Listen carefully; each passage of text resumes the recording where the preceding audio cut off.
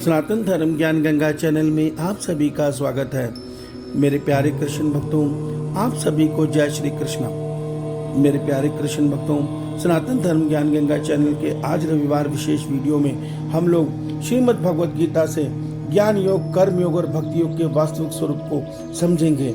इसमें क्या भेद है और आज संसार इसको क्यों गलत समझ रहा है, इसको सही रूप से क्यों नहीं समझ पा रहा, इस पर चर्चा करेंगे। जय श्री राम जी की जय श्री कृष्णा।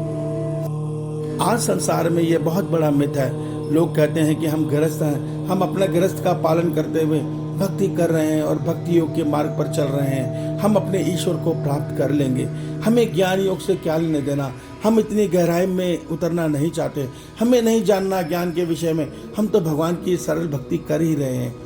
मगर मेरे प्यारे कृष्ण भक्तों, देखिए एक सत्य को समझिए, हम ये बात अज्ञान के कारण कर रहे हैं। क्योंकि हम अभी शरीर बोध में हैं। हम अपने को शरीर समझकर सारे जितने प्रयास हैं कर्म के द्वारा, भक्ति के द्वारा, केवल एक प्रयास होता है कि मेरा शरीर सदैव सुखी रहे, मेरा परिवार सदैव सुखी रहे, मेरे को कोई रोग दोष ना आए, मेरा संसार में मान सम्मान हो, मेरे को सुख वैभव मुझे मेरे परिवार को मिले। हे प्रभु, मैं आपकी भक्ति करता रहूँगा, मगर मेरे को कभी दुख तकलीफ मुझे और मेरे परिवार को नहीं आनी चाहिए। यह भक्ति भगवान ने गीता में सकाम भक्ति कही है। अर्थात इस भक्ति में भगवान का से मिलन नहीं होता।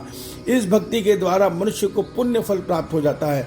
उस पुण्य फल में भगवान उसको संसार के सुख दे देते हैं, मगर स्वयं और अपने विवेक ज्ञान को उस मनुष्य से दूर रखते हैं। क्योंकि हमने कभी इच्छा जाहिर ही नहीं की कि हे ईश्वर, अब हम इस संसार को नहीं, आपको पाना चाहते हैं। इसका उदाहरण एक है कि जब भक्त प्रहलाद को भगवान ने कहा, तुमने बहुत साल राज्य भोग लिया, चलो अब अपने धाम को चलो, मैं तुम्हें प्रेम से लेने आया हूँ। तो प्रहलाद ने कहा, प्रभु मेरी प्रजा इतनी सुंदर है, इतने अच्छे लोग हैं, मैं चाहता हूँ इनको भी आप अपने साथ परम धाम लेके चलें। भगवान हंसने लगे और कहते हैं, प्रहलाद तुम एक काम करो, तुम्हारे लिए मैं सब कुछ करने को तैयार हूँ, तुम जिसको भी आज साथ लेकर चलोगे मैं उसको साथ लेके परम धाम चलूंगा, ये मेरा वादा है। मगर प्रहलाद हैरान रह गया। उसने राज्य में घोषणा करी, कोई एक मनुष्य भी प्रहलाद के साथ जाने के लिए नहीं आया। अर्थात सबको कोई ना कोई काम था, सब किसी विषय भोगों में अटके पड़े थे।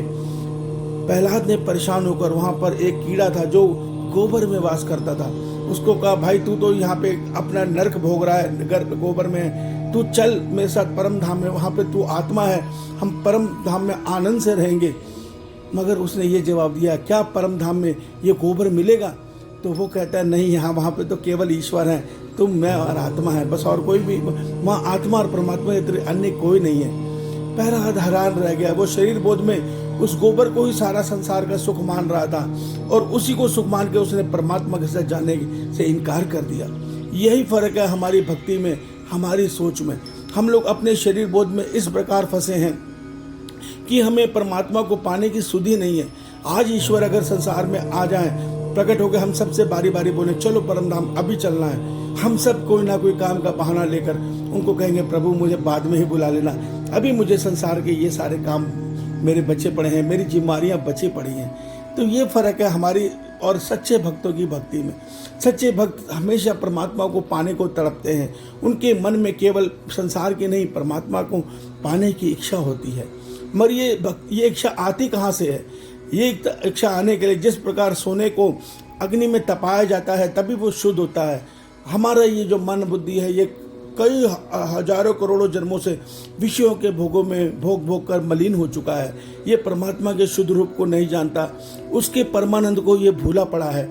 इसीलिए संसार में सुख ढूंढता फिर रहा है और अंत में खाली हाथ नए जन्म में चला जाता है। इसी प्रकार जन्म मरण चक्र में फंसा है। तो भगवान कहते हैं कि कर्म योग और ज्ञान योग वो साधना है जिसके द्वारा शुद्ध होकर तुम शरीर बोध से खत्म होकर आत्मबोध में प्राप्त करोगे, आत्मबोध को प्राप्त करोगे। और जब तुम अपने को आत्मा जान लोगे और आत्मबोध में आ जाओगे तो तुम्हारी एक ही कामना रह जाएगी, क्योंकि आत्मा के पास केवल एक इच्छा है कि मैं अपने प्रभु से जन्म जन्मांतर से बिछड़ा हूँ, मैं कब उनसे को मिलूंगा, मैं कब उनको प्राप्त कर पाऊंगा। तो ये स्थिति लाने के लिए कर्म योग या ज्ञान योग का मार्ग चुनना जरूरी है। कर्म योग जो हम कर्म कर रहे हैं ये कर्म नहीं है। ये कर्म हम किस लिए कर रहे हैं? संसार के सुख पाने के लिए, विषय भोगों को पाने के लिए। और कर्म योग में कर्म वो होता है जो ईश्वर को प्रसन्न करने के लिए होता है। अपने शरीर के सुख के लिए नहीं, मेरे प्रभु मुझसे किस प्रकार खुश रहेंगे। और प्रभु हमसे किस प्रकार खुश रहते हैं? भगवान कहते हैं कि जो मेरे संसार की सेवा सब में प्राणी मात्र में मुझको देखते हुए करता है, बिना फल इच्छा के करता है और अपना हर कर्म फल मुझे अर्पण करता है, वही मुझे प्रिय है। यही सच्चा कर्मयोग है। और जब मनुष्य सच्चा कर्मयोगी बन जाता है, अर्थात इस प्रकार निष्काम भाव से कर्म करने लगता है और अपने समस्त कर्म परमात्मा को अर्पण करने लग जाता है, तो उसके मन से राग और द्वेष खत्म होने लग जाता है। राग क्या है? आज हम शरीर बोध में किसी को अच्छा देखते हैं, उसके प्रति मोह में फंस जाते हैं। द्वेष, किसी को बुरा देखते हैं माया के कारण, तो उसकी बुराई में फंस जाते हैं। और इसी अच्छाई बुराई में फंसे हम जन्म मरण चक्र में भटक रहे हैं। मगर ये कर्मयोग हमें शुद्ध कर देता है, हमें माया बंधन से मुक्त कर देता है। इससे हमें मनुष्य के जो गुण दोष है वो तो माया जनित नजर आते हैं कि ये तो सत्व रज तम के कारण इसके अंदर ये स्वभाव आ रहा है। आत्म रूप में तो ये भी परमात्मा मेरी तरह ईश्वर का अंश है। बस यही सत्य अनुभव करके एक साधक अपने परमात्मा को प्राणी मात्र में देखता है, स्वयं के अंदर देखता है और सबकी सेवा इस भाव में करता है कि मैं अपने प्रभु की सेवा कर रहा हूँ और अपने समस्त कर्म बिना फल इच्छा के, क्योंकि उसको कोई कामना होती ही नहीं ईश्वर की तरफ। कहता है प्रभु सब कुछ तेरा था, इसका कर्म फल भी मैं तुझे अर्पण करता हूँ। बस यही विधि उसको उसके मन को आत्मा में स्थिर करती है। फिर वो मन और आत्मा से मीरा माँ की तरह, सूरदास जी की तरह वो पुकार करता है, जिससे द्रवित होकर ईश्वर उसको अपने पास परम धाम में बुला लेते हैं आत्म रूप से। यही मिलन हो जाता है। इसी को सच्ची भक्ति बोलते हैं। सच्ची भक्ति का अर्थ जिसमें संसार की कोई कामना ना हो, केवल एक कामना हो कि हे प्रभु तुम मेरे हो, मैं तुम्हारा हूँ, अब मैं तुम्हें पाना चाहता हूँ। मेरे प्यारे राम भक्तों, तो भक्ति योग को समझिए, ज्ञान योग को समझिए और कर्म योग को समझिए। ज्ञान योग कोई बहुत बड़ी चीज़ नहीं है। जब कर्म योग के द्वारा आप अपने स्वरूप को पहचान लेते हैं, उसी को ज्ञान योग कहते हैं। अपने स्वरूप को जान लेना, आत्मा रूप में अपने आप को पहचान लेना, आत्म अनुभव में आ जाना ही सच्चा ज्ञान योग है।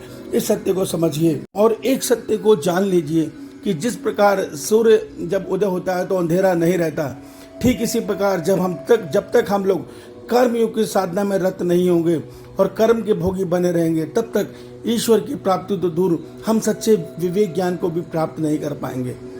तो धर्म क्या है? भगवान कहते हैं धर्म का मार्ग वो है जो कर्म योग में जीवन जीता है, अर्थात वो जो सब में ईश्वर को देखते हुए सबके भले के लिए जीवन जीता है, सबके भले के लिए कर्म करता है, वही सच्चा कर्म योगी है, वही सच्चा धर्म पे चलने वाला है। मगर जो निज स्वार्थ में दुर्योधन की तरह अपने परिवार और शरीर सुख के लिए सोचता और कर्म करता है, वो अधर्मी है और अधर्म मार्ग पर चल के कभी ईश्वर को प्राप्त नहीं किया जा सकता। इस सत्य को समझिए और कर्म योग को आज अपने जीवन में धारण करने का प्रयास कीजिए। भगवान कहते हैं अगर आप कर्म योग भी अपने जीवन में धारण नहीं कर पा रहे तो अर्जुन सिर्फ एक काम करो, समस्त धर्म परित्यज्य माम एकम शरणं व्रज, मैं तुम्हारे समस्त पापों को माफ करके तुम्हें मोक्ष प्रदान कर दूंगा। समस्त धर्म परित्यज्य का अर्थ क्या है?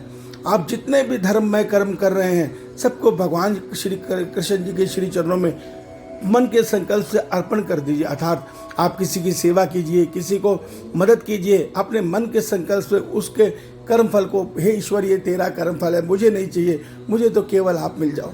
ये करते करते रात दिन भगवान का सुमिरन करते रहो, उन्हें याद करते रहो। भगवान कहते हैं विश्वास मान अर्जुन, मैं तेरे करोड़ों जन्मों के पापों को माफ करके तुझे इतने से में ही मोक्ष दे दूंगा। भूल जा तू सारे नियम कानून, भूल जा ज्ञान योग, भूल जा कर्म योग, कुछ नहीं हो पा रहा तो इतना तो करना ही पड़ेगा मुझे पाने के लिए। तो मेरे प्यारे राम भक्तों, इस जन्म मरण चक्र को तोड़ना है तो भगवान की बातों को सुनना होगा, समझना होगा, अपने जीवन में ढालना होगा। कर्म योग, ज्ञान योग और भक्ति योग के भेद को समझना होगा और संसार के प्राणी मात्र को समझाना होगा। इसी में हम मनुष्यों का कल्याण छिपा है। ईश्वर आप सबका कल्याण करें। आपका दिन शुभ हो। जय श्री कृष्णा, जय श्री राम जी की।